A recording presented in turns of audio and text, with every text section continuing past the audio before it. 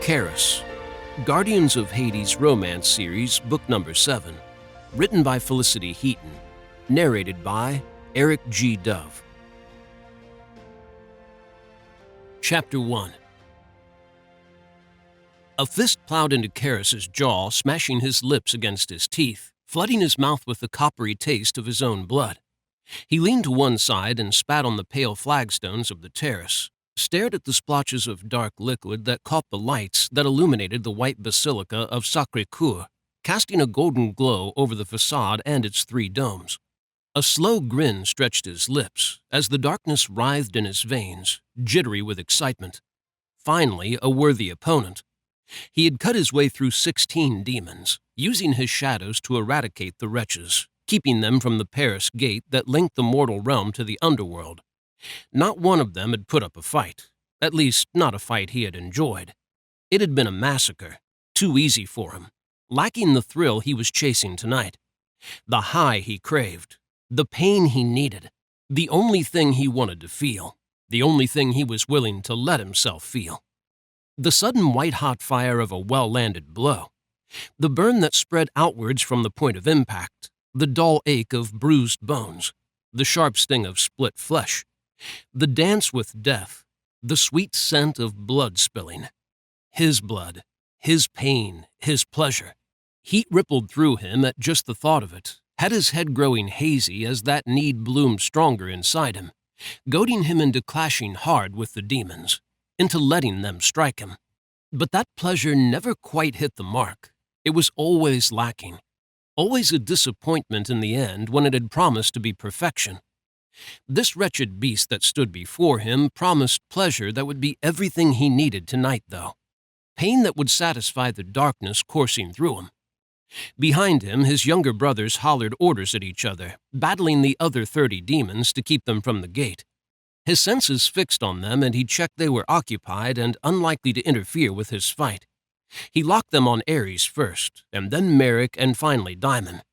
It had been a month since Diamond had almost died, and 3 weeks since his brother had closed the New York gate, condensing the power that flowed between them down to only 3, Hong Kong, Paris, and Tokyo.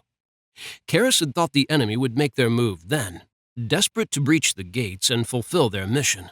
Things had remained too quiet. Until tonight.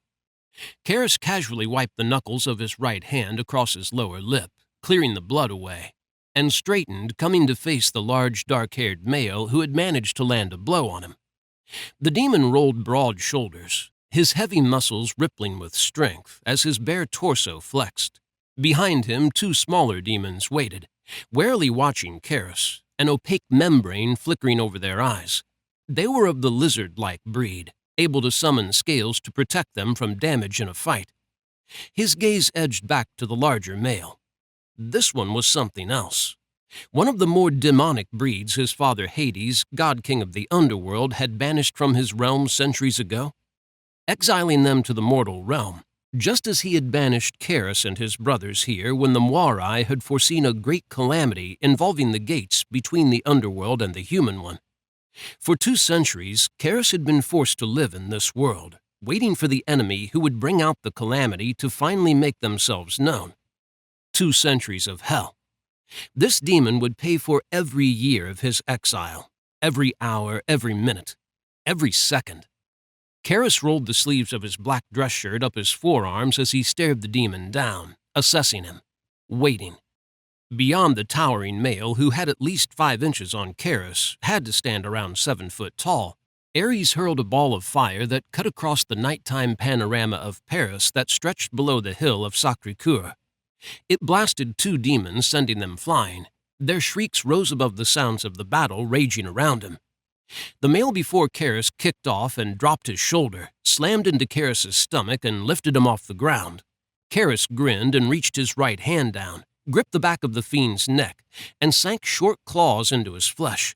The wretch grunted, the same pained sound bursting from Keras' lips, as his back hit the flagstones and the demon landed on top of him. Keras didn't release him, not even when the male reared back and smashed a fist into his face, hitting him hard enough that he actually felt it. Instead, Keras called on his shadows. They poured from beneath him, eager to feed, hungry to join the battle. They were never satisfied. Neither was he. The two lizard-like males ran at him, joining the fray as they nimbly dodged his shadows, twirling to evade each sharp slash of them as they lashed at the demons, keeping them away from the one they had decided to protect. That male bore down on him, grinning to reveal razor-sharp fangs, the light of victory in his dark eyes. Foolish male. Keras dragged the demon towards him. The male resisted, straining to maintain his position atop Keras. But it turned out he wasn't strong enough after all. Keras gritted his teeth, his muscles clamping down on his bones as he yanked the male down to him, so they were nose to nose. "Who sent you?" he whispered, malice lacing his deep voice as the darker side of his blood writhed faster, eager now, anticipating what was to come. The demon managed to shake his head. Keras sank his claws in deeper, ripping a grimace from the male.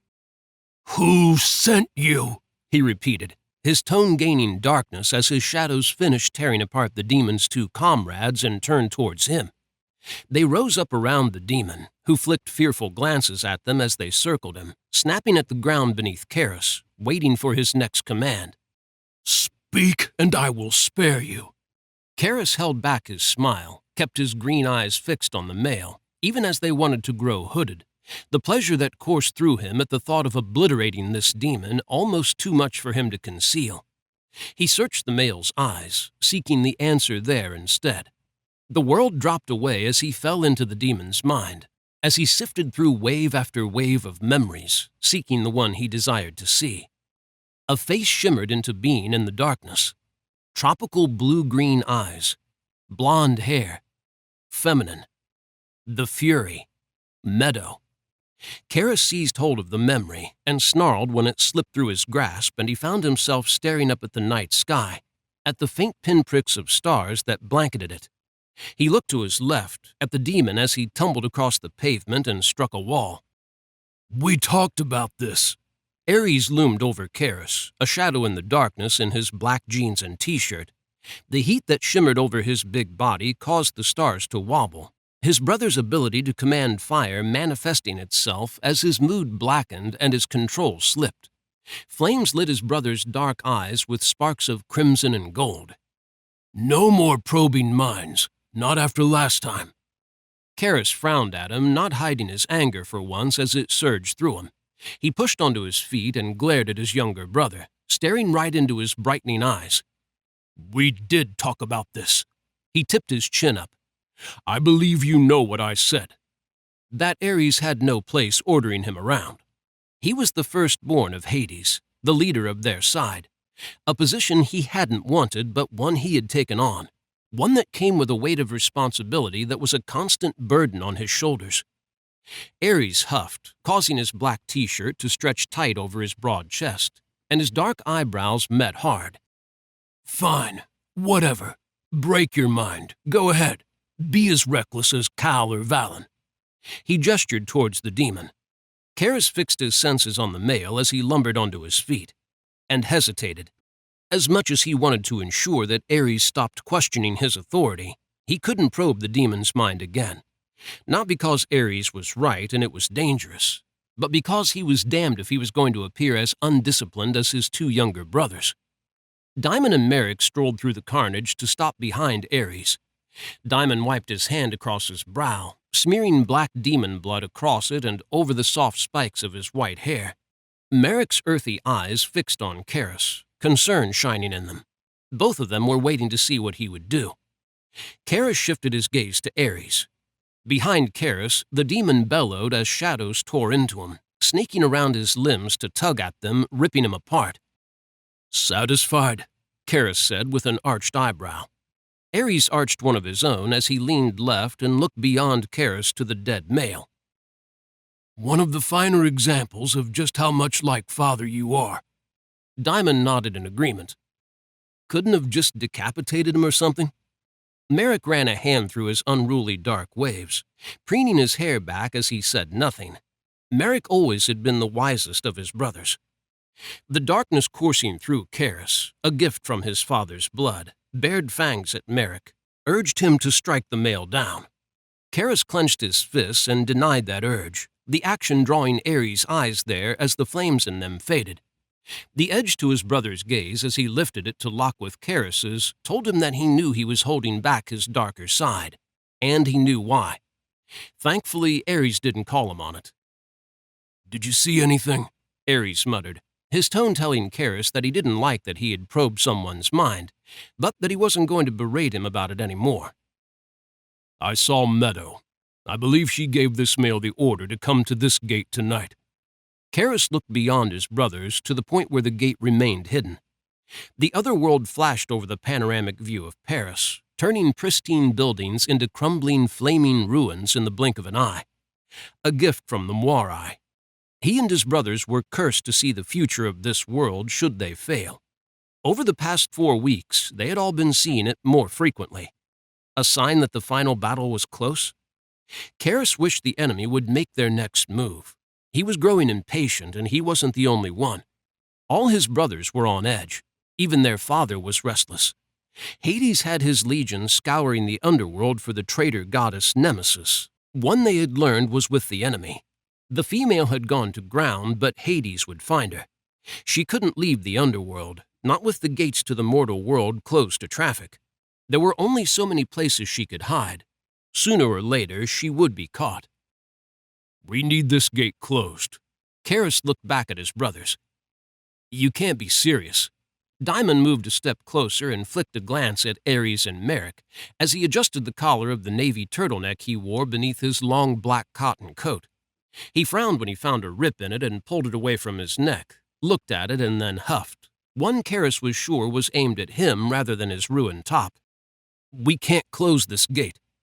"We can and we will." Keras wasn't in the mood to argue with his brothers about it either. Ares had challenged him once tonight. The next one to challenge him was going to be taught to never do it again. He lowered his hand to the pockets of his black slacks and subtly skimmed his fingers over the small box in his right one, just the feel of it enough to take the edge off his mood. It promised a different sort of pleasure, one that would satisfy the itch steadily building inside him now the fight was done. "Closing the Paris gate is dangerous." And Ares was pushing his luck. Keras turned a look on him, one that didn't deter his brother. "Hong Kong is still unstable because of its connection to Escher. Escher's still struggling to recover from his other side taking control. He's circling the drain." Diamond's pale blue eyes turned glacial, his irises blazing white ringed with navy as he snapped, "He isn't. He's getting better." His brother had been on edge since his sorceress Cassandra had argued with him about coming with them tonight. Diamond was always on edge whenever Cassandra wanted to join them in a fight, or on a patrol, or anything that involved her leaving the grounds of the Tokyo mansion, stepping outside the powerful wards that protected it from demons. While Keras didn't care about their frequent lovers' spats, he did agree with Diamond. The enemy were targeting Cassandra for her ability to use necromancy magic. It was better she remained locked away in the mansion where she would be protected by the wards that stopped demons and their enemy from entering the grounds. Just as it was better Mirinda, one of the 2 remaining Furies, stayed there too. There they could protect Cassandra and Mirinda and keep them out of the enemy's hands. If the enemy got their hands on them, and on the body of the Wraith and the 3rd Fury they had in cold storage on the mansion grounds, then it could turn the tide of the battle against Keras and his brothers. The enemy would force Cassandra to bring the Wraith and the Fury back from the dead.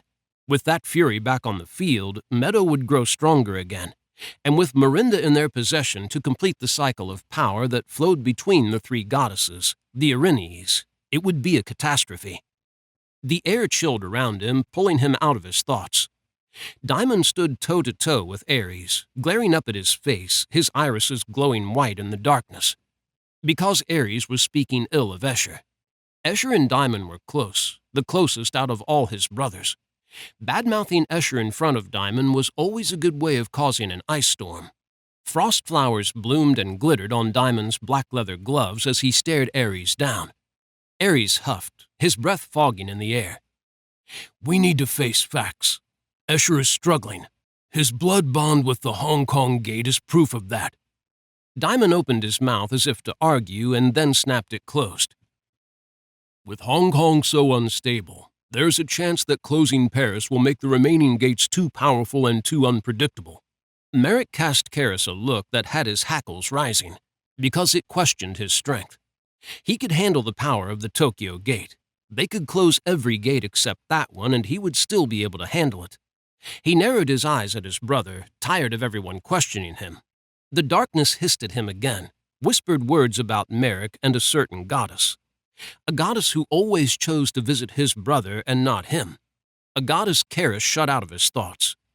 He focused on the discussion, used it as a distraction to deny her and the weakness that infested him, one that had him wanting to think about her. He ignored the darkness that flowed in his blood, that murmured words of her and tempted him to recall her image, to remember days long past. He twisted the silver band on his thumb, spinning it with his index finger as he fought with himself, with that possessive side of his blood. Treacherous blood, vile poison. He wanted to bleed it all out of him. Keras tamped down that need and focused once again on his brothers, trying to quell the darkness as his hand shifted back to his pocket.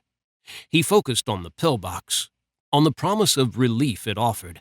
He just had to make it through the next few minutes. He looked Ares straight in the eye. Seal this gate. He knew it was dangerous to close another one, but he wanted to drive the enemy to react. He needed to force their hand. He looked at the city again, at the other world. We need to do something, he murmured, lost in the screams that rent the hot, smoky air, and the vicious snarls of the demons hunting the humans who had loosed those terrified cries. Lost in the beauty of destruction. Wanting to step into that world and feel the heat of the fires that licked over the buildings and devoured the trees, to bathe his hands in black demon blood and feel the slide of it over his skin. The enemy is out there, he said, his voice distant in his ears. Gathering strength, recruiting more demons into their ranks. We are giving them too much time. Ares heaved a long sigh and sounded as reluctant as he looked when he said, You're right. We need to force their hand. But if I do this, I have a condition. Keras dragged his green gaze away from the burning city of the other world and fixed it on his second in command. I'm withdrawing from battle. Ares held his hand up when both Merrick and Daimon went to speak, silencing them. I have to think about Megan, his heavily pregnant bride. Keras wasn't sure how he was meant to feel about her pregnancy, wasn't sure how he was supposed to react. When she had first announced it, he had forced a reaction because he hadn't felt anything. Now, as he thought about her heavy with child and saw the love in Ares' eyes, the depth of his need to take a step back from the battle to be with her, Keras felt something. An itch to reach into his pocket, slip a pill from the box, and swallow it. A hunger for the quiet and the cold, the numbness that was a comfort to him. He forced himself to remain still and deny that compelling need, forced himself to see in Ares' eyes that he meant it. His brother, who had always adored fighting above anything else, wanted to be benched. The world truly was ending. Very well, but if we need you, you will have to fight. Keras kept his tone even, devoid of emotion as he held his brother's gaze, ensuring that Ares knew he meant every word. Ares nodded. If it really comes to it, I'll fight. But if it's shit like tonight, I need to prioritize Megan. Keras was fine with that as long as both of them understood what was at stake, and that when the time came, Ares needed to be in the thick of things with the rest of them. He wouldn't sideline his best warrior just because the carrier female was pregnant. Ares held his hand out to Daimon. Daimon leveled a black look on Keras as he drew his coat back and slipped a small throwing knife free of the holster that sat snug against his ribs over his navy turtleneck. He slapped it down into Ares' hand. Still think this is a bad idea? A light entered Ares' eyes as he looked at Daimon, one that warned Keras that Ares thought it was a bad idea too. The lengths Ares was willing to go to in order to be taken off the field had curiosity rising to the fore. Just how far would Ares go to protect Megan and his unborn child? Would he turn on his own brothers? Join the enemy? Keras immediately discounted those thoughts, shutting them down. Ares was loyal, fiercely so. He would never turn on his family, on the underworld. He served it as faithfully as Keras did. A bright blaze of violet light dampened his vision, and he squinted off to his right, at the hovering orb that twisted a few feet off the ground. It rose higher into the air and began to expand, chasing back the night as it formed a disk, the center of the gate. It reached 5 feet across and then 10. This was the only gate that stood vertical. The light of it obscured the panoramic view of Paris, dampening even the bright beam of the Eiffel Tower as it pulsed. A wave of power emanating from it that buffeted him. A band emerged from the central disk, shimmering with rainbow light as it grew. Glyphs appeared around it, symbols that shone brightly as another ring appeared from the center. Similar markings filled that ring as it twisted in the opposite direction to the first, lazily rotating clockwise around the disk. The power lacing the air grew, hummed in his bones as the gate formed, almost a dozen rings spreading outwards before it stabilized. Keras looked to Daemon and Merrick. "Be on your guard." They both nodded, and he turned his back to the gate, his sharp senses stretching outwards into the shadows that surrounded the terrace. Seeking demons. Ares muttered something behind him, and the scent of his brother's blood laced the night air, rising above the fetid stench of spilled demon blood. Keras kept his focus on the world around them, hunting for signs of demons as Ares worked to close the gate, using a combination of his blood and wards, a sort of spell contained in a glyph to seal it. When the power the gate emitted grew stronger rather than weaker, Keras looked over his shoulder at Ares where he stood with his arm outstretched. One ring of the gate rotated through his wrist, slowly turning red as it passed through his brother's arm without harming him. "Starting to see why you kids passed out when doing this," Ares grumbled, his tone warm and the humor in it out of place. "Not really envying you for once." Daemon glanced back at Ares. "Holler if you need an assist, though." "Nah, I got this." Ares squeezed his fist, and more blood dripped from the cut on his wrist. How much blood would it take to give Ares the control he needed over the gate in order to seal it? Daemon had spilled a lot to close the New York gate, and had been out cold for close to 5 days as a result of sealing it. The Paris gate was older and had been more powerful before they had started sealing the gates, condensing the power that ran between them down to only 3. Sweat beaded on Ares' brow and turned to steam as he gritted his teeth, the heat that danced around him rising as his brother called on more of his strength. The air warmed, the subtle scent of fire beginning to fill it. "Watch your power." Keras didn't want to end up singed because Ares had pushed too hard and had lost control of his power over fire as a result. He would heal, but Ares would feel terrible about it, would be a constant thorn in his side for at least a few weeks, apologizing all the time. He needed Ares strong and confident, his usual brash self, not moping because his power had gotten the better of him. "Trying," Ares said, strain in his voice. Keras turned his focus to the world again, stretching his senses out far and wide to scan for demons. Behind him, Ares grumbled something, and the smell of his blood grew thicker in the air. The power the gate emitted began to fade, signaling that his brother was finally managing to seal it. And still no demons. Keras's hand dropped to his pocket, the urge to take a pill growing stronger, now that he felt sure that no more demons were coming. He needed the release. He tamped down that urge, denying it once again. Behind him, Ares muttered something to Merrick, and Keras sensed Merrick move. He glanced over his shoulder at them, checking them both. Ares was on his knees now, his arms shaking as he tried to hold them out in front of him. Blood dripped from the wounds on his wrist, spilling in thick rivulets onto the shimmering rings of the gate. The power of the gate dulled further, fading more swiftly now. "He good?" Daemon asked. Merrick nodded. Ares grunted and sagged further, leaning forward. The rainbow-colored rings of the gate began to shrink, the first of them disappearing into the central disk. Keras watched it as it closed, his senses still fixed on the world around them so no demons could sneak up on them. As the final ring of the gate shrank into the central disk, the sense of power it emitted disappeared completely, as if the gate wasn't there. The violet disk contracted too, and then winked out of existence in a bright, violent flash. Ares sank onto his side, hitting the pavement. Diamond rushed to him and dropped to his knees beside him. Merrick checked Ares over and then looked up at Keras. "He's out cold. It was to be expected." Keras looked down at his brother where he lay sprawled on the pavement. "We should get him home." Because Keras was itching for a pill and needed his brothers away from him, occupied so he could be alone. Merrick dutifully stooped and picked Ares up off the ground and stepped with him, teleporting him back to Tokyo. Diamond lingered. "I'll clear up this mess." Keras kept his gaze away from Diamond, scanning the dead demons for any sign of life, the itch to fight still burning in his veins, colliding with the urge to take a pill. Diamond still lingered. When Keras looked at him, it was clear his brother wasn't convinced, suspected something. Keras brushed that off as paranoia. He wanted a pill and was worried he wouldn't get it. That was all this feeling was. Diamond probably didn't want to go because he didn't want to leave him alone, vulnerable to attack. "Go." Keras waved Diamond away and unleashed his shadows, sending the black tendrils spreading outwards to devour the remains of the demons. "I have this. Cassandra will be worried about you." The mention of the female was all it took to have Diamond stepping, giving Keras the peace he badly needed.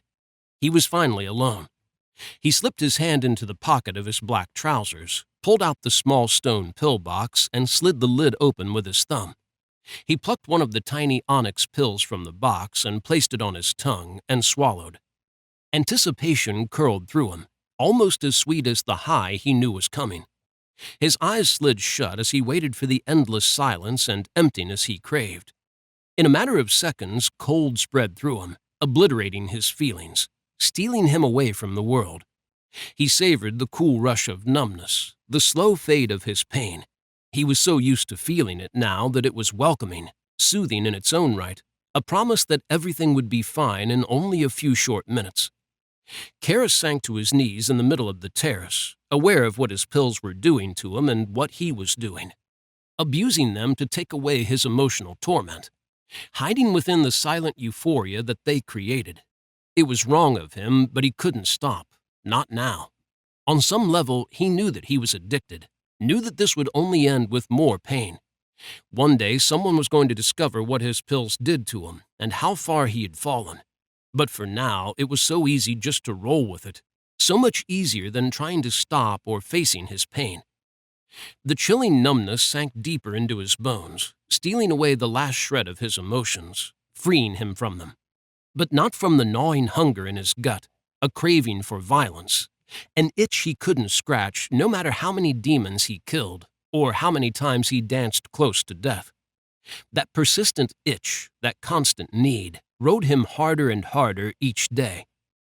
Keras stared at the city, and then the few remaining dead demons as his shadows swirled around them.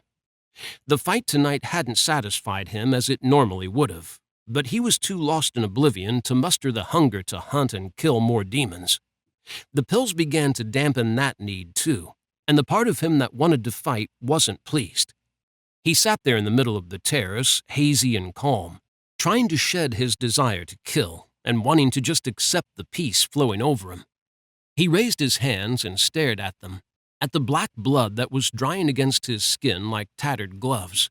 Patches of white skin shone through, stark against the darkness.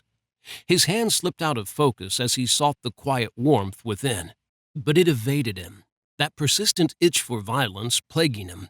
He stood on a snarl, tried to muster his fury so it wouldn't be just empty killing if he went out to hunt more demons.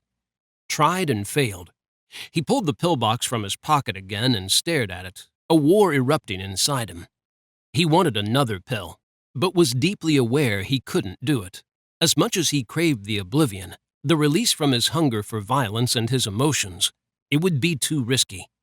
There was a chance he might be needed tonight. If his brothers needed him and something happened to them because he had let the oblivion of the drug claim him and was unable to help, he would never forgive himself. Not only that, but there was a chance that if his brothers did need him and he responded, that they would see what the pills really did to him. He couldn't let that happen. He shoved the pillbox back in his pocket and stepped, savoring the cool darkness that embraced him as he passed through a link to the underworld. When he landed in the bedroom of his townhouse in Paris, he strode forwards with purpose, shedding his clothes along the way. Keras slid the door of the shower cubicle open, reached in and turned the handle on the water. The cold spray hit his arms, swift to warm. He slid the glass door closed and stripped off the last of his clothes, stepping out of his black trunks and kicking them aside. When he was sure the water would be warm enough, he stepped into the shower, easing the door closed behind him. He washed methodically from head to toe, erasing all demon blood from his skin, eradicating all evidence of tonight's fight, except for a few scratches he had managed to pick up. Keras stared at them as he ran his fingers over them, tracing the grooves in his flesh. In a matter of hours, they would be gone, not even a scar left behind. His gaze strayed to the silver band around his left thumb. Pain tried to surface in his heart. The pills kept it at bay, but barely. The temptation to take a second one was strong, had another fierce battle erupting inside him. He couldn't do it, no matter how much he wanted it, no matter how much he needed it. Keras switched the water off and stepped out of the shower, grabbed a black towel and dried himself. He paused in front of the mirror above the vanity unit, stared at his reflection as he rubbed a towel over his black hair. His green eyes were dull, his pupils dilated. He stared into them, recalling what he had seen in the demon's mind tonight. Meadow. He was sure she was the one who had sent the demons to the gate. The enemy were on the verge of making a move at last. Hopefully, closing the Paris gate would prompt them to attack, giving him the battle he craved. Keras turned away from the mirror and strode into the bedroom. He discarded his towel and grabbed a pair of underwear from his drawers and slipped them on, following them with a fresh shirt and a new pair of slacks. He moved through his bedroom to the living room and through it to the kitchen. The white cabinets gleamed in the light as he switched it on, the black marble countertops reflecting it too. He rounded the kitchen island and opened a cupboard above the sink, took out a glass and moved to the end of the island nearest the sash windows. He paused there, set the glass down and stared at it a moment before opening the cupboard at that end of the island. He grabbed the only thing it contained, a bottle he had procured when Valen had come close to leveling a bar in Rome. Curiosity had driven him to purchase it, but he had never found the courage to do more than that. He unscrewed the cap, his mind whirling with 1,000 thoughts, all of which he tried to ignore as he tipped the bottle. His hand shook so badly that he spilled some of the clear liquid on the black counter. But enough hit the glass. He set the bottle down, stared at the glass. He wasn't sure what would happen if he drank the alcohol, but he wanted to feel something again. Only killing satisfied him, and he wanted to feel the pleasure when he bloodied his hands. He wanted to hunt, to slaughter demons. He couldn't do that with the effect of the pill in his system, dampening his feelings, stealing them away. After he had satisfied his itch for violence, he was more than happy to slip back into oblivion again. But right now, he needed to feel something. He had been too hasty in taking the pill. He should have tracked down more demons to satisfy his lust for battle, not sought to shut it down so quickly. Keras lifted the drink, watched the clear liquid swirling around the glass. The sensible part of him raced through all the possible outcomes of imbibing it. There was a danger he could lose control as Valen had. If he lost control, he could decimate the mortal world. But he didn't care. Keras knocked the drink back. He just needed to feel and kill. And besides, if he destroyed the earth, it would be one hell of a buzz.